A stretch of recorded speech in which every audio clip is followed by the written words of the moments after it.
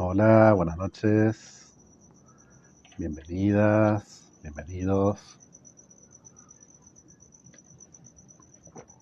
Cine y Diván del domingo 18, sí, 18 de abril, en que vamos a charlar un rato sobre la película Increíble pero falso, o La invención de la mentira, Invention of Lying. Buenas noches, espero que estén bien, espero que no se caiga como el otro día el teléfono, así no se levanta.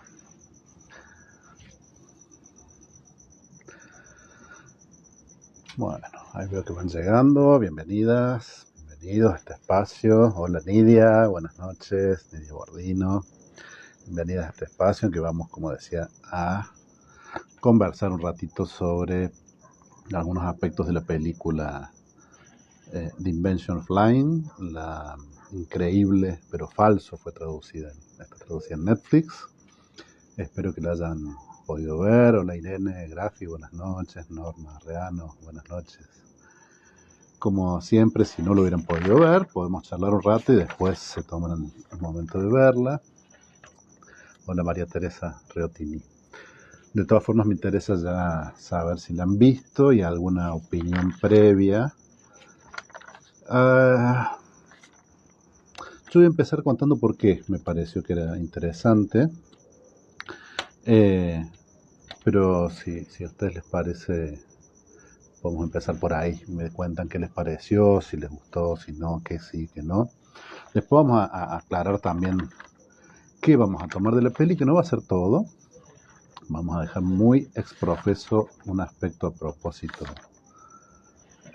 por fuera. Uy, se me van pasando los mensajes, perdón. Hola María Rosa, ¿cómo estás? Hola Elsa y hola Guillermina Villanueva. Decía que vamos a explicar por qué. Hola Olga, hola China, ¿cómo están? Buenas noches. Que gira en realidad básicamente en relación a la figura de quien la escribe, la dirige y la protagoniza, que es Ricky Gervais. Ahí me dice Norma, más o menos.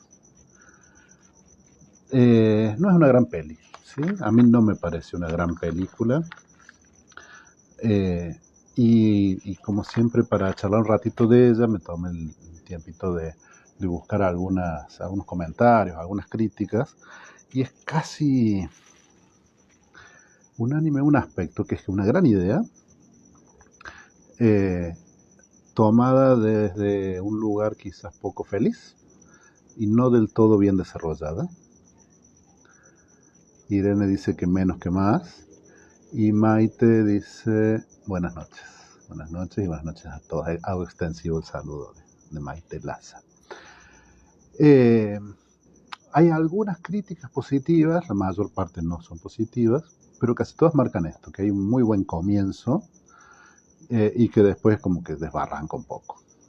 En principio me parece válida esa descripción, entonces voy a repreguntar si están de acuerdo no ya en la valoración general de la película, sino en que esa primera parte. Vamos a cambiar un poco la estructura. Yo había pensado después llegar a esto, pero ya que nos metimos. En la estructura de la película hay como un... dice María Teresa que no le disgustó. Es una forma...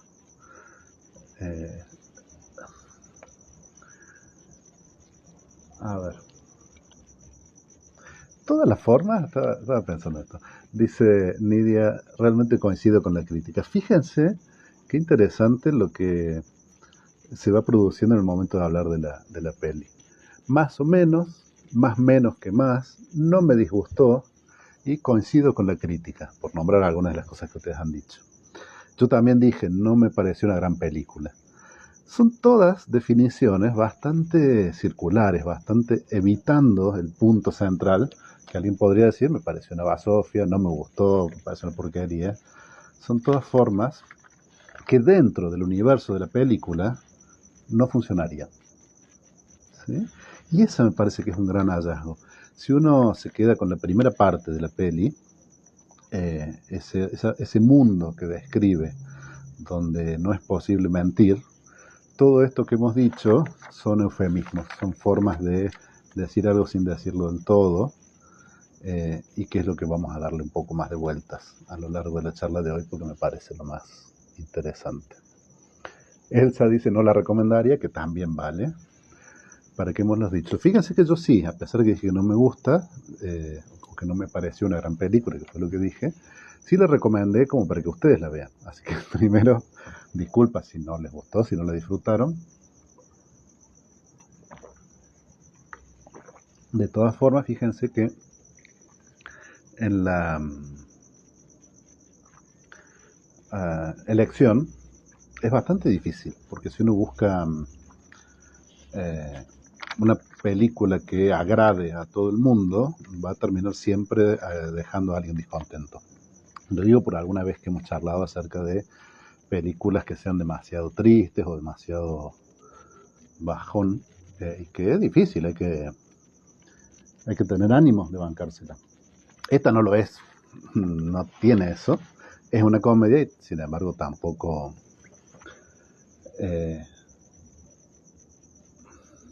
necesariamente agrada a todo el mundo.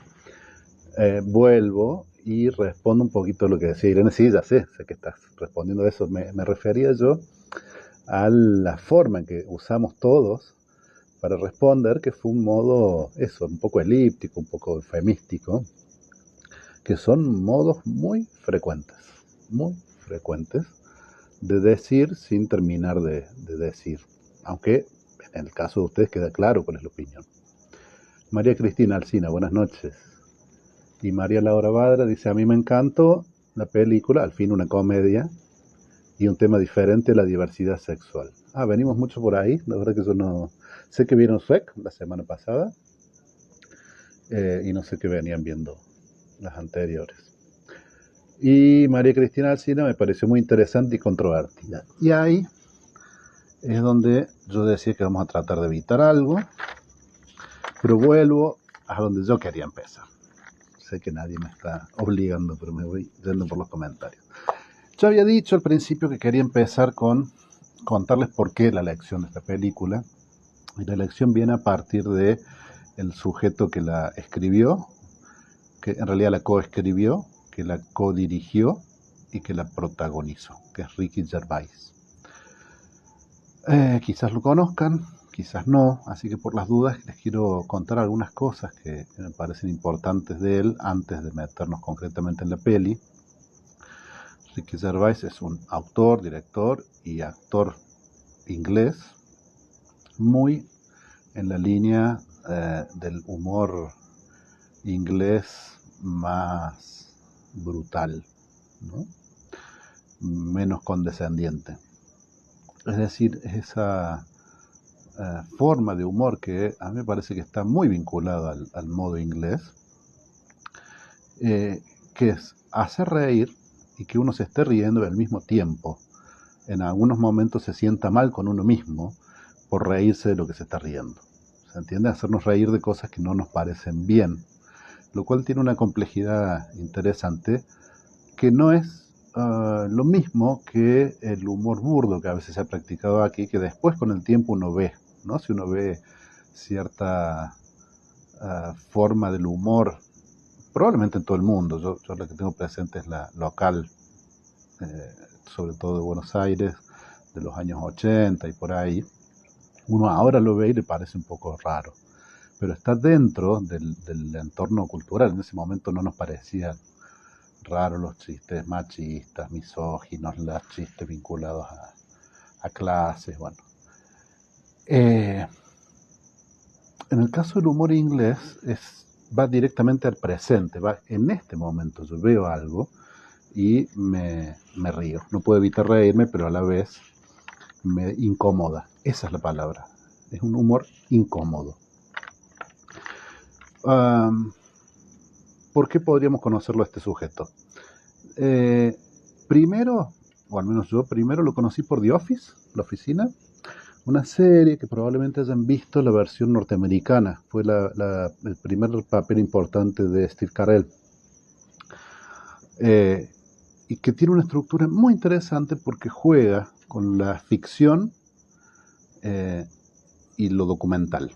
Es una de las primeras, de las que más famosas, seguramente la primera, serie que juega con esa ida y vuelta entre un formato bien de ficción de inmersión, es decir, que yo veo lo que va sucediendo como si no estuviera ahí, y un formato documental donde los actores se sientan frente a la cámara y cuentan algo, ¿sí? De hecho, la excusa para esa serie, The Office, era que alguien estaba grabando un documental sobre una oficina cualquiera, una oficina donde se vendía papel en Estados Unidos, en la ciudad de Scranton.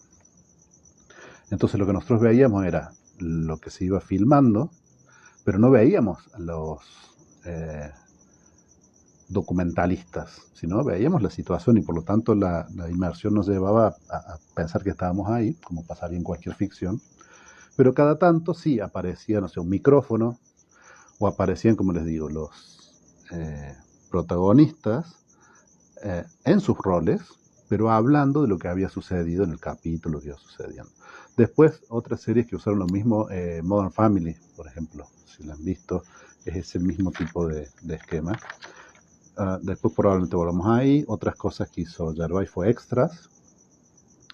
Una que a mí me parece uno de los puntos más altos de esto que les cuento del humor incómodo, se llama Life Too Short, la vida es demasiado corta, y cuenta también en ese formato de semidocumental, de falso semidocumental, la historia de un actor que es enano, y cómo él mismo se ve, bueno, una cosa muy interesante. Y esta no se las puedo recomendar, pero sé que está en Netflix, una se llama Afterlife. No se las puedo recomendar porque no la pude ver. Me impactó mucho, habla sobre un hombre que ha perdido recientemente a su mujer, y cómo está atravesando el duelo, otra vez siempre desde un lugar desde el humor, ¿no?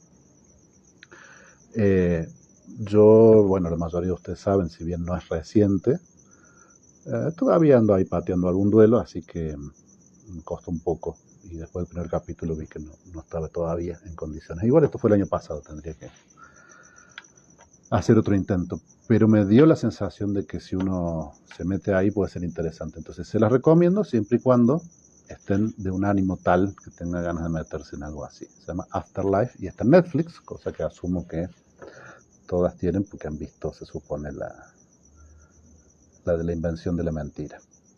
Y otra cosa que también puede describir claramente este sujeto es la presentación que hizo, que viene haciendo, de los Golden Globes, los premios que da los periodistas extranjeros en Estados Unidos,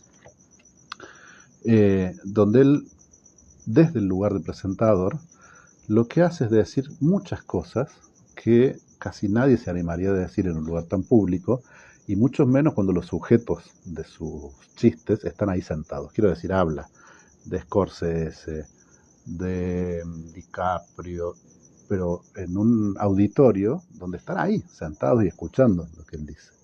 Después les voy a poner, no, después no, ya mismo les voy a poner, si puedo, un enlace. Bien. La última vez que él hizo esto, que es presentar los Globos de Oro, los Golden Globes, porque me parece que esa es la mejor definición de lo que él hace.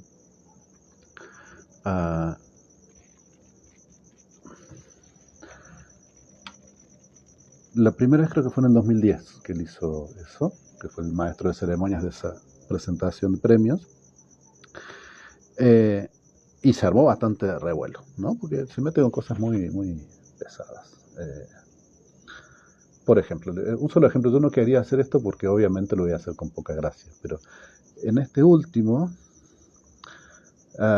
dice, bueno, ha entrado un nuevo jugador al territorio de las productoras, que es Apple, la empresa Apple, la que fabrica los iPhone y los iPads.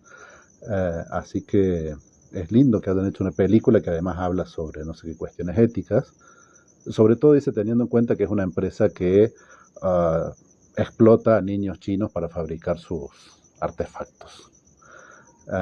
Esto, insisto, lo dice ahí en el mismo auditorio donde están todos y le dice a los actores y actrices que están ahí, los directores, sí, sí, ustedes se ríen, pero saben que es así. De hecho, todas las empresas para las que ustedes trabajan tienen sus aspectos oscuros. Y si ISIS, la organización terrorista, se pusiera a producir películas, ahí estarían ustedes llamando a sus agentes a ver si consiguen un papel.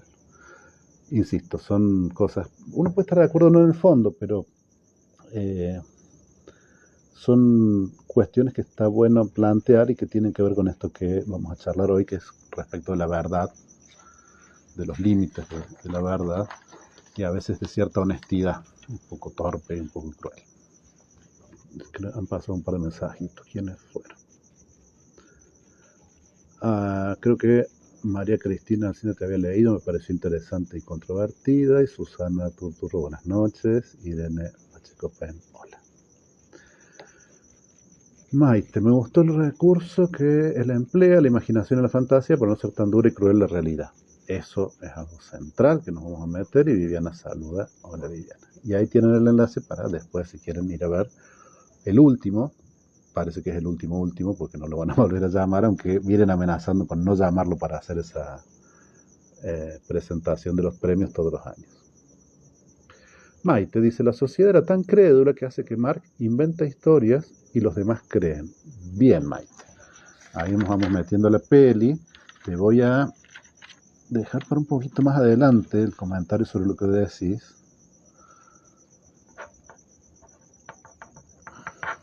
No, lo anoto para acordarme. Y Norma, Beatriz, ese pensamiento ético. Bueno, todo esto, insisto, me parece que Ricky Gervais es un tipo, desde luego, que puede molestar, que puede generar incomodidad. A mí particularmente me produce cierto placer un poco culpable el humor que él genera. Y esta es una película que no es de lo mejor de él, pero sí que tiene esta cuestión muy fuerte de ideas. Él esta película la hace en el 2009, es la primera película que escribe y que dirige, después ha hecho alguna más, y esta la hace con Matthew Robinson, que coescribe con él y codirige, y es alguien a quien yo no conozco. Miré un poco las películas que había hecho, no lo conozco a diferencia de Gervais, o sea que es una película esencialmente de Ricky Gervais. Decíamos que la estructura va variando de fortaleza en la película. Hay una primera parte muy fuerte, muy interesante, con el planteamiento de la idea de esta es una historia sobre un mundo que es igual que el nuestro, salvo por un detalle, que es que no existe la mentira. Fíjense que en esa primera narración que hace el sujeto, está un poco haciendo también honor a la premisa de la película, porque dice, ya en esa primera, ¿qué es lo que vamos a ver? Uno podría, después de ver los primeros 2 minutos, cuando que se ve la ciudad, unos planos de la ciudad, y se lo ve a él, se lo escucha a él hablando, y dice, bueno, acá lo que pasa es que existe este mundo y vamos a ver la historia de cómo él descubre la mentira y qué sucesos suceden a partir de ahí. Sucesos que suceden un poco raro. Ahí está, esa es la película.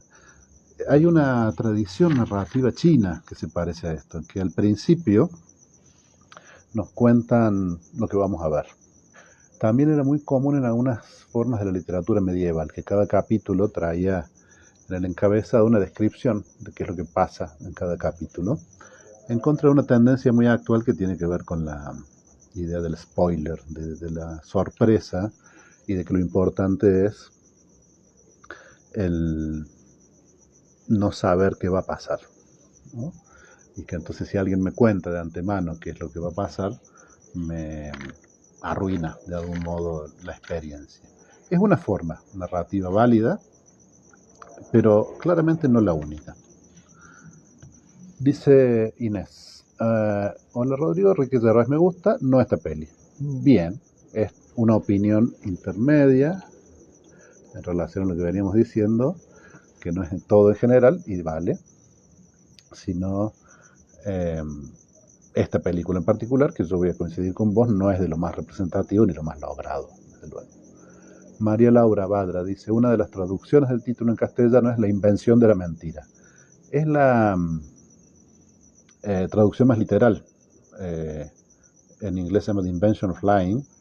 Y hay varios juegos con esto. En un momento que él sale, creo que es cuando sale del banco la primera vez, donde acaba de mentir por primera vez y se ve en el cine, la cartelera, como estreno, creo, la película The Invention of Automobile o algo así. Es decir, la estructura, la invención de está repetida y se pierde. En la traducción, que además no gana mucho, ¿no? Con increíble pero falso. Dice Irene, para mí se siente perdedor y necesita buscar recursos para lograr una autoestima que le haga exitoso. Ja. ¿Que se siente perdedor? Sí, totalmente. Busca recursos para lograr una autoestima que lo haga exitoso. Sí. Estoy de acuerdo. Me parece que es una descripción bastante válida del personaje de Mark y casi de cualquier persona. No que se sienta un perdedor, pero sí, todos nos sentimos un poco perdedores en algunos aspectos y buscamos recursos que nos mejoren un poco la autoestima y nos hagan sentir exitosos. Quizás en ese sentido, en dirección a lo que decís, Irene, Mark está un poco caricaturizado, un poco exagerado y además cuenta con la particularidad de vivir en un mundo donde en algún momento él tiene algo que realmente es único. Es el único que puede ver, entender algo y hacerlo. Me refiero a mentir. María Teresa Riotini, lo lamentable es que en nuestra sociedad decimos lo que los otros quieren escuchar y pensamos la verdad. Vamos por ahí.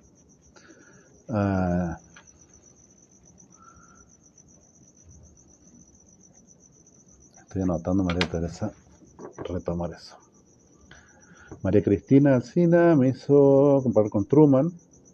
En esta él descubre cómo con la mentira le da poder pero no felicidad. Olga, hola, hay un signito de pregunta que no sé a qué se refiere. Irene, él en el amor y el trabajo era despreciado, sí, ahí está lo exagerado que decíamos. Y ahí Olga dice, decían la verdad pero eran muy crueles. Bien, vamos a tomar esto que dice Olga, y creo que lo que decía María Teresa iba por ahí también, vuelvo un poquito, sí. Antes de eso, delimitación, por una cuestión de tiempo, y por lo menos por dos razones más. En lo que vamos a charlar, vamos a tratar, en principio yo voy a tratar de evitar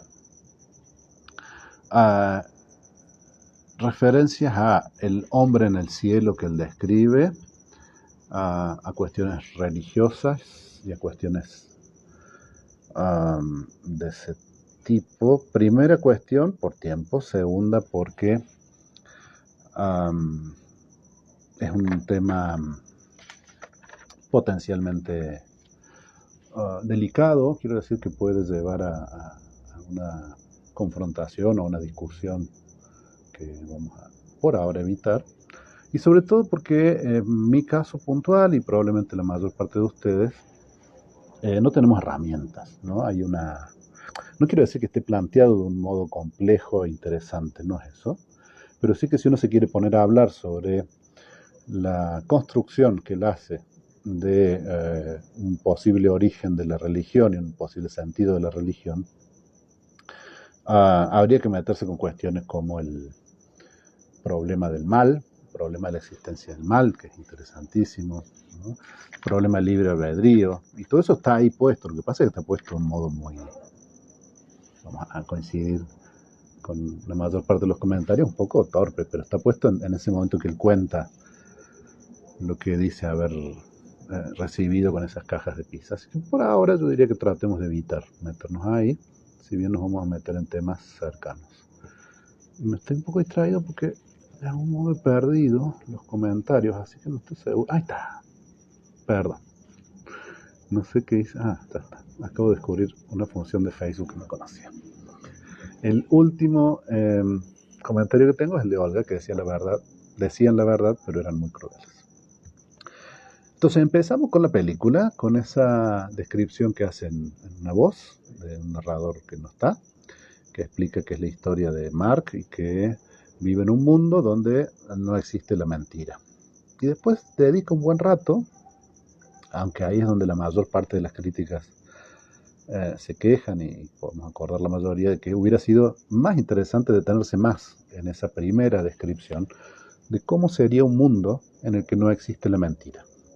Porque eso hace juego con un montón de cuestiones también filosóficas y éticas que están más desarrolladas y que nosotros nos podemos animar más a meternos porque van a tener consecuencias también en cuestiones psicológicas. Que no haya mentira implica como primeras cuestiones claras en ese mundo que no hay ficción, ¿sí? No se puede hacer una película donde se cuente algo que no ha sucedido en la realidad.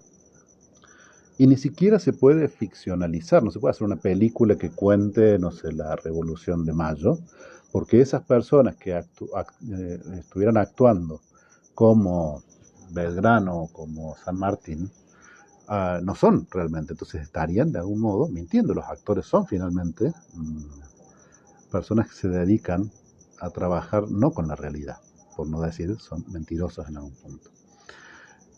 Por lo tanto, la ficción no existe. Y eso está claro en el trabajo que tiene Mark, que es guionista, pero las películas son básicamente señores sentados leyendo historia.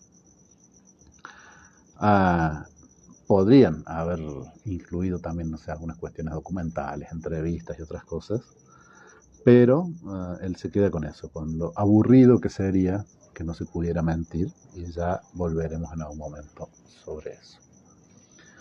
No hay tampoco publicidad, o al menos no como nosotros la entendemos. La publicidad es simplemente la descripción de productos, o a veces ni siquiera eso. Simplemente la publicidad de Coca-Cola es muy clara. Dice, yo les pido que compren para que siga funcionando el negocio. Y porque ya la conocen y porque es la misma que toman siempre. No les puedo decir nada acerca de que sea rica o no, porque es la misma de siempre. Le cambiamos un poco la lata para que tenga un osito y algo así, pero esa forma de describir es bien interesante porque está siendo sumamente crítico respecto de muchas cosas sin necesariamente decirlas. Y otra vez va como un poco en contra de la premisa de la peli, porque va jugando con lo absurdo que es la publicidad a la cual estamos tan acostumbrados, y que sin embargo no hace falta sentarse a explicar lo falso que es la publicidad y todo lo que tratan de convencernos los publicistas de que si uno, por ejemplo, toma Coca-Cola, automáticamente va a ser feliz, o que si en su momento fumaba Marlboro iba a ser un hombre recio y varonil, o que si usa determinado perfume los hombres van a caer a sus pies, ¿no? Que es válido, ¿no? Es válido hacer un análisis desde el sentido y hasta desde la ética de eso, pero en este caso se está diciendo en gran parte eso sin decirlo. Mostrando nada más que cómo sería si eso no existiera. Si no existiera la posibilidad de engañar a través de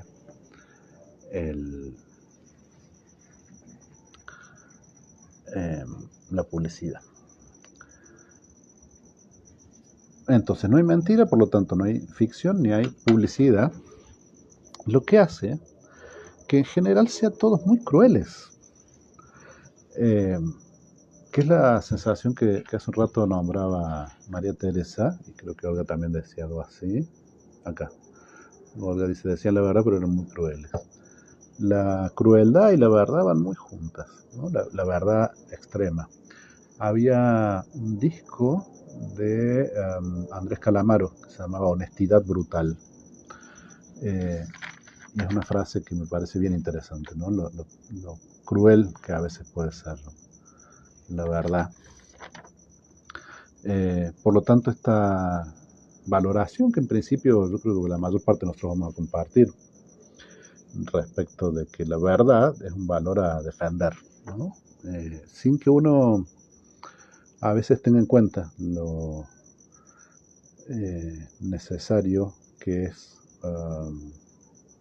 mitigar, acolchar esas verdades.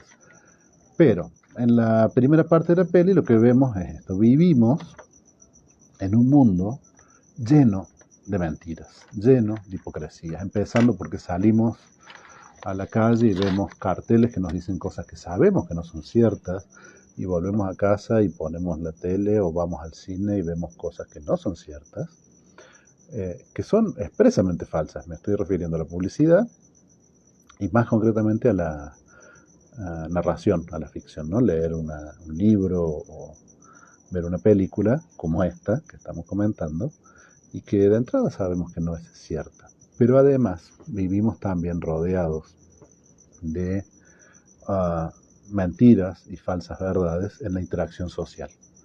Porque la primera escena que nosotros vemos después de esta descripción que hace el narrador es él encontrándose con la chica, Ana, y de entrada la chica ya le dice que no le gusta, que no hay ninguna posibilidad de que vayan a tener sexo, y durante toda la película se ponen en juego las crueldades que ella y que todos van a ir diciendo respecto de cosas que dan gracia porque no se nos ocurre que alguien en su sano juicio y en nuestro mundo sería capaz de decir, ¿no? Vuelvo un poquito los mensajes y sigo. Olga. Ah, eh, para que la madre no sufra, le hace una mentira piadosa. Y volvemos sobre el sentido de algunas mentiras y esto, construcción de la mentira piadosa. Y también Olga, para mentir hay que ser inteligente, para elaborarla y ocultarla. Sí, lo voy a evaluar eso, se lo voy a leer. Susana Elena Turturro. Y si tomaba sopa de vitina sería fuerte. O sea, nombrándolas. Uy, sería divertidísimo que nos pongamos a enumerar cosas que la publicidad nos dice que son falsas, pero nos vamos a ir mucho para otro lado.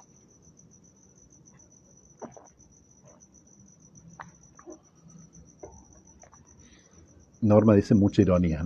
Bueno, está. El tema de la ironía en esta forma de humor. No nos vamos a meter tampoco con los mecanismos del humor, no hoy por lo menos.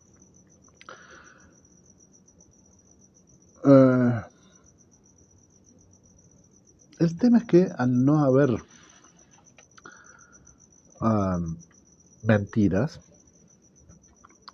además de esta sensación constante de crueldad y de la sensación de que me están diciendo cosas que yo no quería saber, de las cuales vamos a volver después, la otra cosa es que uno no puede venderse. Y acá vamos a jugar un poquito con el tema de la publicidad, porque podríamos separar esa serie de publicidades que hemos nombrado desde... Mira, voy a tomar el ejemplo de Susana. Porque los ejemplos que yo di son más claros respecto de lo que no funciona, que es,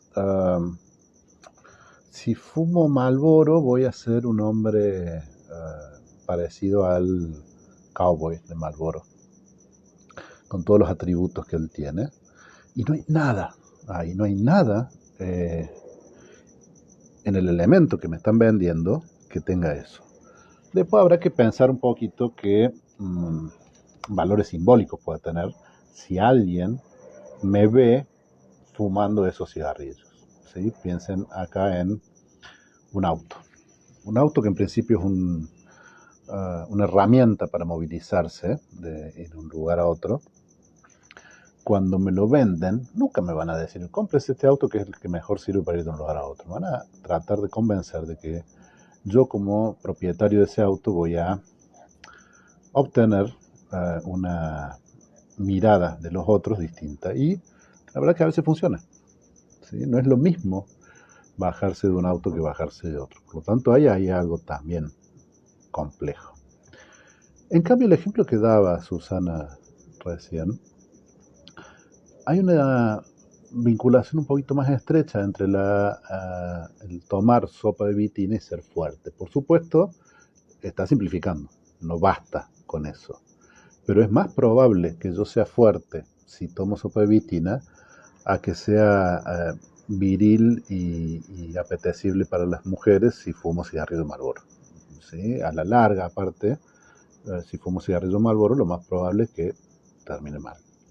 Entonces, podríamos diferenciar ahí una primera cuestión de la publicidad vinculada a aspectos puramente simbólicos, reales o no, aspectos más o menos basados en la realidad, y a una publicidad que podría ser simplemente descriptiva, que es esta que les decía recién. Bueno, si usted toma vitina va a adquirir tantas calorías y le va a servir para ser más fuerte en un porcentaje, además tendría que hacer otras cosas. Si usted se compra este auto y le pone nafta, va a poder ir a los lugares que quiera y además la gente puede pensar. Todo eso sigue siendo parcial, que es algo que acá no está muy claro en la película, que es la diferencia entre la mentira y la omisión. Parece que los personajes de esta película no solo no pueden mentir, sino que no se pueden quedar callados, ¿no? Porque hay mucho de lo que dice el personaje, de lo que dice la chica Ana, de lo que dice el mozo cuando van esa primera noche a cenar, que nadie les preguntó. Entonces, uh, podrían no decirlo. Y en la publicidad, uno podría ser muy tendencioso sin mentir, simplemente haciendo hincapié en los aspectos positivos del producto que uno está queriendo vender. Ejemplo, recién hablamos de la coca y en otro momento vemos una publicidad de Pepsi que dice Pepsi, esa gaseosa que usted toma cuando no consigue coca. Lo cual vale como chiste.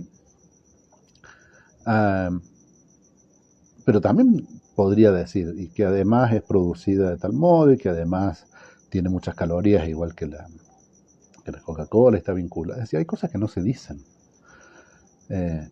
Y acá es donde quiero ir trayéndolo hacia algo más interesante para nosotros, que es cuando uno conoce a otra persona, va a elegir qué quiere mostrar de sí mismo. Sobre todo si hay algún interés por esa persona. Por ejemplo, en el encuentro de Mark con Ana, uno elige qué quiere mostrar, podría en nuestro mundo elegir qué quiere mostrar y qué no. Incluso sin ser excesivamente mentiroso, ¿sí? Simplemente seleccionando qué es lo que vale la pena decir y qué no. Y esto tiene dos sentidos. El primero, este que estamos hablando, el segundo va a tener que ver con lo que decía María Teresa, me parece, respecto de del cuidado. No, Olga era, me parece. Perdón, no quiero... Sí, algo de lo que decía Olga de los motivos para mentir, que acá justo retoma Olga también diciendo que miente para obtener beneficios personales y lo logra. Y dice Nidia, me parece que es distinto decir la verdad que verbalizar todo lo que se piensa. Ahí está la ironía. Bien, esto es lo que estaba tratando de decir. Hay una primera forma de no decir la verdad, que es no decirla toda, o decirla parcialmente o quedarse callado. Y hay cosas que uno podría callarse y dejar que la otra persona descubra, porque también nos llevaría a otro problema que vamos a ver si podemos cerrar con eso, que es que la verdad, como definición general y universal, tampoco es fácil de delimitar. Quiero decir que está todo el margen de la opinión. Vamos a meternos ahí, después volvemos para acá. Hoy está un poco desarmada la charla. Vamos y venimos. A pesar de que tenía una cronología bastante clara. Voy a detenerme en dos escenas. Después volvemos a la linealidad de lo que queríamos decir. Las escenas son cuando él es despedido y hay una conversación en la que participan Shelly, que es la secretaria, Brad, que es el que después va a terminar enamorando o eh, a punto de casarse con Anna, el otro guionista, eh, y Mark, el protagonista. Él se está yendo y Brad aprovecha para decir unas cuantas cosas que después le pregunta a Mark, pero vos viniste a decirme estas cosas porque me voy. Y dice, no, en realidad vine a despedirme y surgió así. Entre esas cosas lo que le dice es, ay, Shirley anda diciendo que sos un gordito no sé qué. Y Shirley le dice, no, yo nunca dije eso. Yo lo que dije es que era no sé qué gordito. ¿Por qué me detengo en esta escena? Porque Brad está diciendo la verdad, pero está diciendo la verdad de lo que él cree haber escuchado, lo que él recuerda haber escuchado que Shirley decía, que no es lo mismo que Shirley dijo o recuerda haber dicho. Entonces, sin que ninguno de los dos mienta, se produce ahí una confrontación, que por supuesto no vamos a detenernos en si es un problema del guión, sino simplemente como idea, ¿no? Porque esto además puede uno encontrar muchos ejemplos de dos personas que están los dos diciendo la verdad, y sin embargo eh, están hablando de cosas distintas. Lo digo mejor. Dos personas que no están mintiendo, porque no están conscientemente diciendo algo distinto de lo que creen que es verdad, y sin embargo son contradictorios entre sí, por lo tanto uno de los dos tiene que estar mintiendo o tiene que estar equivocado. Y acá viene la cuestión de posibles cuestiones de la verdad y las equivocaciones. Otro ejemplo más claro de lo que estoy tratando de llegar es cuando Mark y Anna están en un momento sentados en un banco como de plaza, para que se ubiquen en el momento en que él la quiere besar y ella lo rechaza. En esa charla ella le dice que probablemente se vaya a casar con Brad, y Mark le dice, pero ¿por qué te vas a casar si vos sabes que yo pienso que es un idiota? Y Ana le dice, bueno, pero eso pensás vos, no es lo mismo que pienso yo. Ahí entra otra cuestión que tiene que ver con la valoración, ¿no? Con decisiones, con cosas que uno opina o dice, y que es muy difícil asignarles un valor de verdad. Porque es verdad que Mark piensa que es un imbécil, y es verdad que Ana no piensa que este sujeto sea un imbécil, o al menos no tanto como para no casarse con él. Por lo tanto, la idea de que la verdad es un valor que debe ser defendido a toda costa, debe primero solucionar este problema, que ¿cuál es la verdad? ¿La verdad de quién? Acá vamos a aprovechar para decir algo más pertinente a mi formación, a las cuestiones psicológicas que son las que nos interesan, y para hacer algo que tendemos a no hacer, que es casi dar un consejo, que está bueno en una discusión, en un momento de confrontación, tener claro que uh, siempre la verdad tiene un punto de interpretación, y que lo que no es discutible es la valoración que uno le da, ¿sí? Voy a tomar ese último ejemplo para decirlo más claramente. Cuando Mark dice, a mí me parece que Brad es un idiota, Ana no puede refutar eso. Podría refutarlo si Mark dice, Brad es un idiota. ¿Por qué? Porque hace esto, esto y esto. Entonces Ana podría decirle, no, pero a mí me parece que no, porque hace esto, esto y esto. Pero cuando Mark no dice, Brad es un idiota, sino a mí me parece que, o para mí, él es un idiota, Ana no puede refutar eso. Puede decirle, a mí me parece que no es así, me parece que estás equivocado, pero no puede contradecir lo que el otro dice. Ejemplo de esto en una vida cotidiana. A ver, en una pareja, uno de los integrantes dice,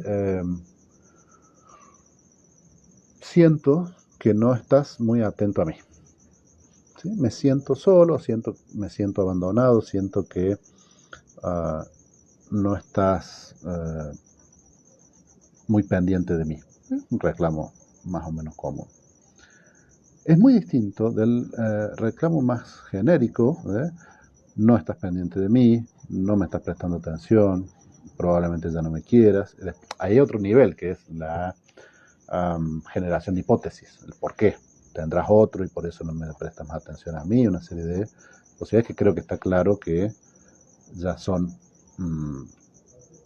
ya están en el terreno de la suposición. Pero la aseveración, yo estoy sintiendo esto, yo estoy sintiéndome solo, no se puede discutir. En todo caso, veamos por qué te sentís solo y por qué te sentís solo si yo no siento que te esté dejando solo. ¿Se entiende? Lo compliqué un poco más de lo necesario. Espero que se haya entendido. María Laura. A ver, va por el lado de las valoraciones. Las valoraciones de Ana están basadas en la apariencia física del personaje y no en sus valores o cualidades personales. Es una sociedad que no conoce la mentira, por donde está sobrevalorada la apariencia física. Sí, bien. Es bien profundo eso. Y parte de cierto prejuicio.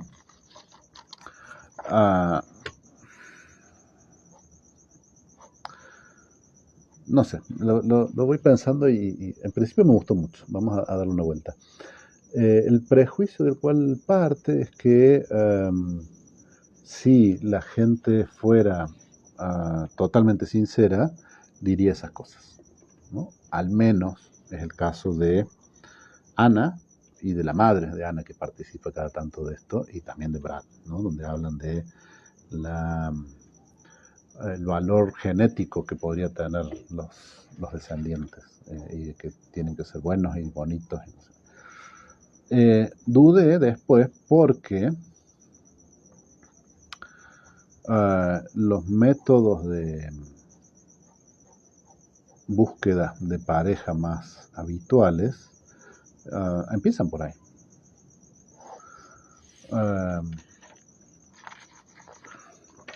Pero no me quiero meter mucho ahí porque me parece que estamos medio justos de tiempo. Sí. En todo caso, es como otras de las cosas que hemos dicho y hemos dejado pasar. Da para pensar un rato también, Laura.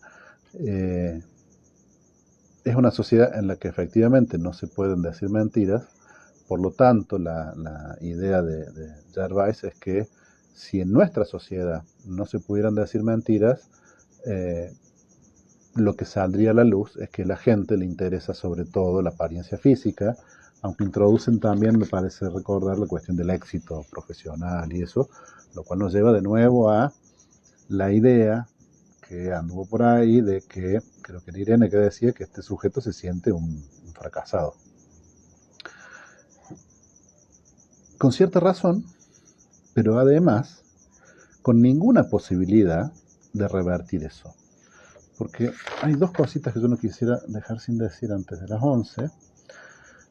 Y una es esa, que para poder construir una imagen propia, más o menos benevolente, es necesario pasar por alto algún defecto.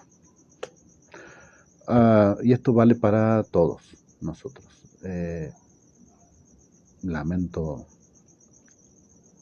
desilusionar si hay alguien que todavía no creía, creo que ninguna de ustedes a esta altura, pero los seres humanos somos por definición imperfectos, tenemos defectos, y eso es un poco a lo que me parece interesante de este tipo de humor, que nos hace confrontar un poco con esos aspectos nuestros. Por eso yo les decía que me parecía interesante cuando uno se ríe y al mismo tiempo no le gusta estarse riendo de eso. Cuando dice, ¿cómo puedo reírme de esto? ¿Cómo puedo reírme de alguien que la está pasando mal? ¿Cómo puedo reírme de alguien que sale del ascensor y dice que se quiere suicidar? No estoy dando un ejemplo muy feliz porque no es algo que provoque mucha gracia en esta película, pero en la historia de Gervais hay mucho de esto. Por ahí sí logra producir mucha risa con cosas que uno, ahora sí nosotros como espectadores, no nos gustan mucho. Y eso me parece muy revelador. Que para poder no sentirnos unos fracasados en nuestra vida, es decir, para poder creer que tenemos algún tipo de éxito, tenemos que sesgar un poco la mirada, tenemos que detenernos en aquellas cosas que nos van bien y no detenernos tanto en aquellas cosas que nos van mal. Esa es una opción. La otra opción sería tener una regla de medir que contemple que a partir del 50-60% de bondad ya uno se puede considerar bueno, o de un 50% de éxito ya se puede considerar exitoso. Pero si uno busca la perfección, eh, siendo parte de nuestra especie, va condenado a que no lo va a lograr nunca. Entonces puede corregir un poco las expectativas o puede engañarse un poquito. Es decir, como hace la publicidad, algunos de los tipos de publicidad que mencionábamos, detenerse sobre todo en aquellas cosas que están bien y pasar por alto algunas que puedan estar mal. A ver, me voy a meter en algo. No, no me voy a meter. Me voy a meter en un comentario que a veces he recibido. Eh, pero, por ejemplo, lo voy a hacer más general, tiene que ver con lo que iba a decir. Hacer cualquier comentario sobre el aspecto físico, cualquier comentario negativo sobre el aspecto físico de las personas, de entrada es una crueldad, aunque sea cierto. No importa, y ahí es donde volvemos al tema de la verdad, si la persona que yo estoy viendo está más gorda o más vieja o más, si es algo que en principio no está bien valorado, cultural, socialmente, aunque sea cierto, no hace falta decirlo. Y esto es el tema que decimos hace un rato de la crueldad y del exceso de honestidad en aspectos donde no hace falta. ¿Y por qué? Porque voy a dificultarle a esa persona que se sienta bien consigo misma. ¿Para qué? Eh, y ahí es donde estoy tratando de articular las dos cosas. Que para yo poder sentirme bien conmigo, tengo que poder disimular algunos aspectos que a lo mejor no me gustan. Y para eso no puedo estar recibiendo constantemente desde fuera opiniones en contra de eso. Si todo el mundo está de acuerdo en mis defectos y se me marcan todo el tiempo, es muy difícil, ¿no? Y estoy hablando ahora de algo muy personal, eh, que es la automirada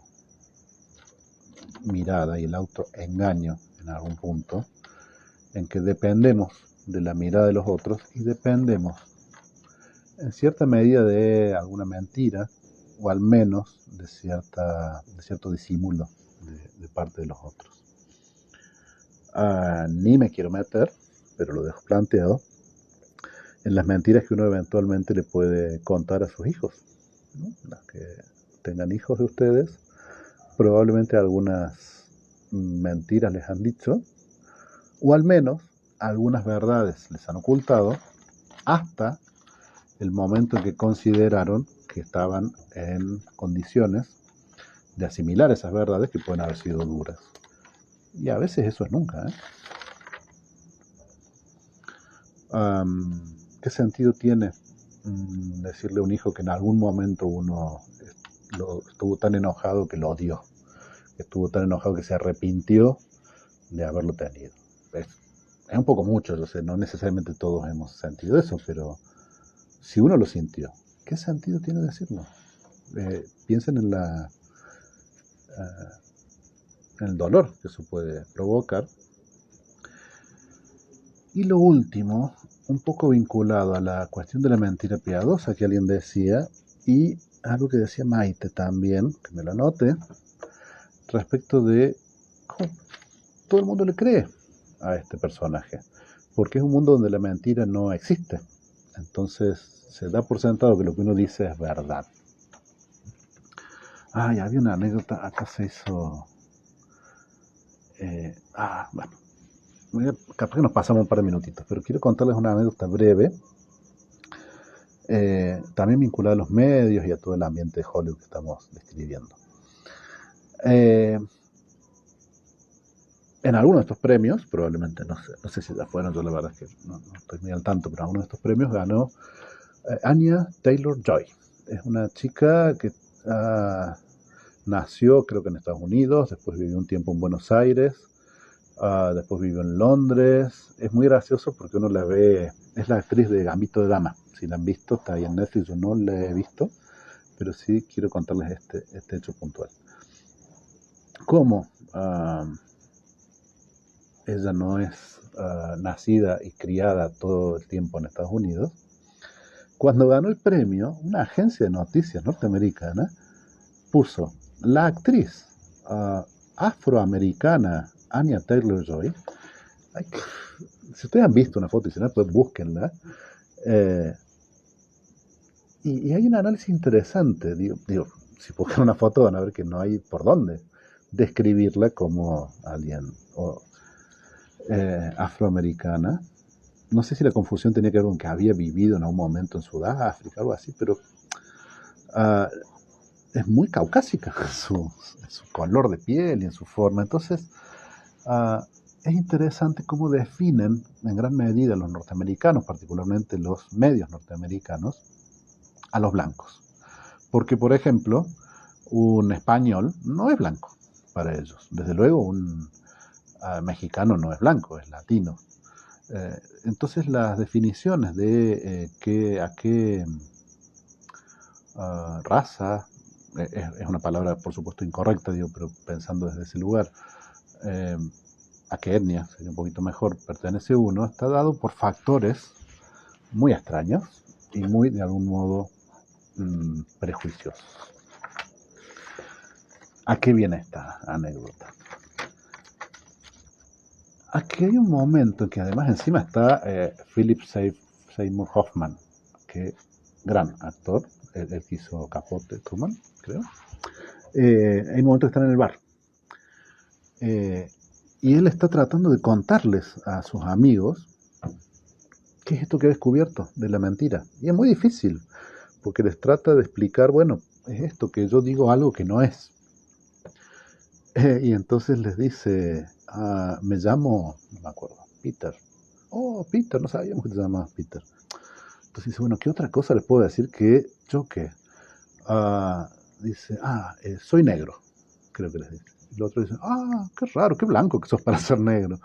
Pero aceptan que él es negro, y acá es donde quiero llegar. Primero, que la definición de cuestiones, por ejemplo, étnicas, es muy difícil. Es mucho más complejo de lo que parecería, porque está mucho más vinculado a las categorías que uno ha creado previamente. Y esto vale para eso y vale para casi todo. Es decir, que las categorías que uno ha definido van a delimitar qué es lo que uno puede entender y qué no, y eventualmente lo va a tener que ajustar. Entonces, si yo creía que negro implicaba, por ejemplo, como primer rasgo, cierto color de piel, y este sujeto me está diciendo que él es negro, aunque no tenga ese color de piel, yo voy a tener que redefinir mi concepto, que es ser negro, ¿no? Como esta chica. ¿Cómo lo hacemos? Y para redefinir que Anya Taylor-Joy es afroamericana, ya no implica que para ser afroamericano haya que tener la piel de cierto color.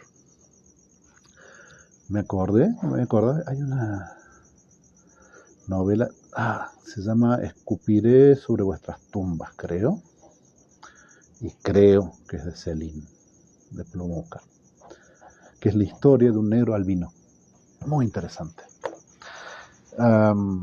muy cruel, terriblemente cruel, sin ningún humor. Sí, hay algo de humor también, yo hace muchos años leí, pero me estoy yendo mucho por las ramas. A lo que quería llegar es que, ¿por qué hay que redefinir las categorías? Porque yo le creo.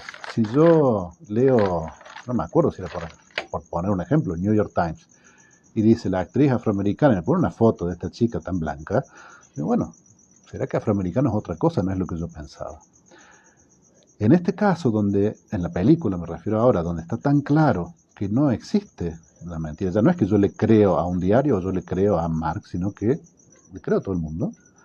tengo que estar constantemente redefiniendo mi realidad.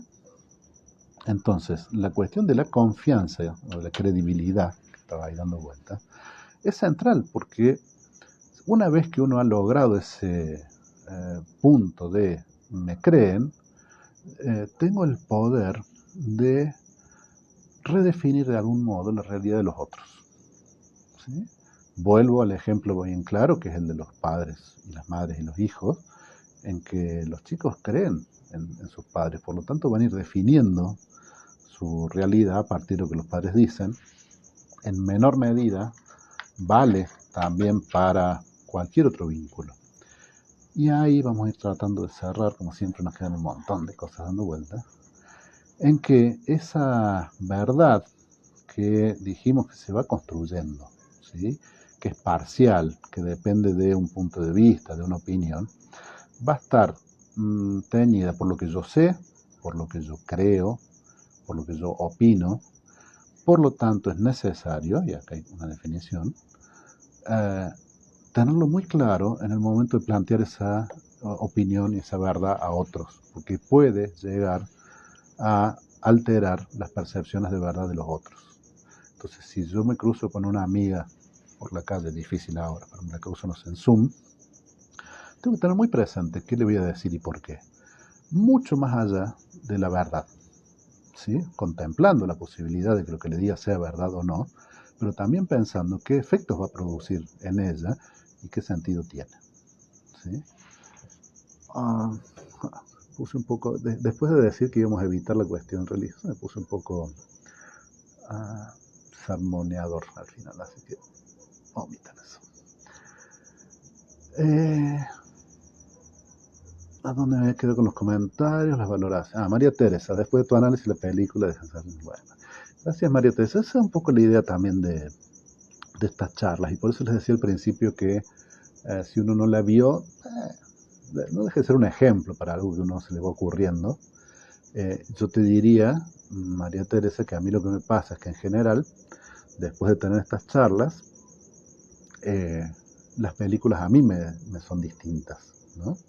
Entonces es bastante de una retroalimentación interesante de ir pudiendo repensar lo que uno ha visto. Siempre vale la pena repensar lo que uno ha visto, volver a darle una vuelta. No quiere decir, y voy a decir algo, al principio dijimos que no es una gran película y ustedes muchas expresaron su opinión, yo la sigo sosteniendo, no quiere decir que sea una gran película. Pero aún películas no tan grandes pueden incluir disparadores para pensar cosas interesantes. Norma Reano, las verdades de la peli son irónicas, sin empatía.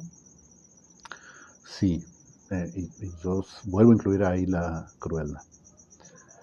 María Cristina, es cierto lo que dijiste, que uno se siente solo cuando el otro no te comprende y tiene una visión, otra versión de la tuya. Ahí hay un punto interesante. Vamos a ver si la próxima peli la encaramos por ahí, porque a mí me parece que quedó algo interesante, pero no desarrollado del todo. Me lo anoto.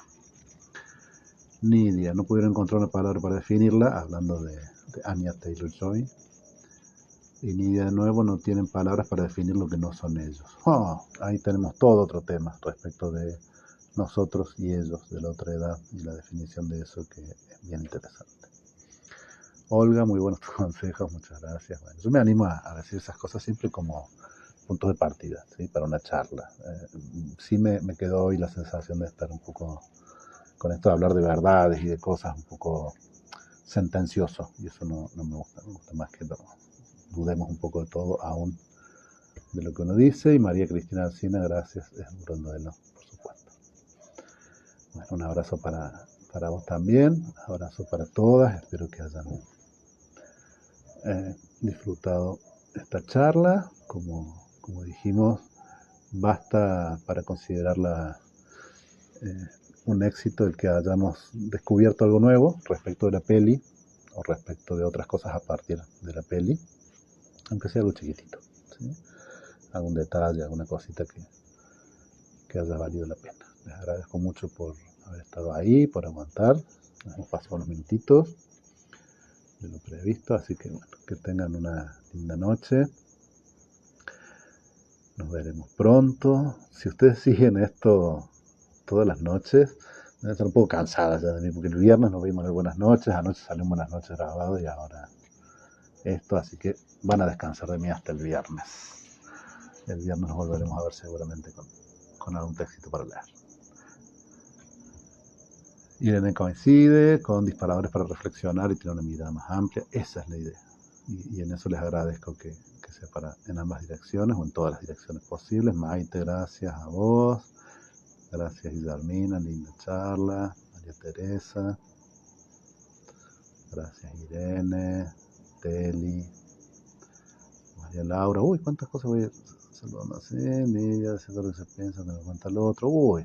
Bueno, pero ahora saluden. No hagan como Nidia, que hasta el último está diciendo cosas interesantes que darían para empezar a charlar de nuevo. La próxima buscamos alguna peli que, si se me ocurre cuál, o si a ustedes se les ocurre, respecto de... ¿Cuál era el tema que dijimos? Ay, me olvidé.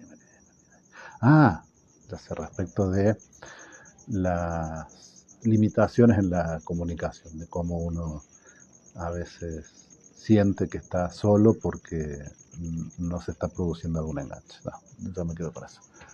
Y si no, cualquier otra peli. Nos vemos pronto. Buenas noches a todas. Buenas noches, Sefram.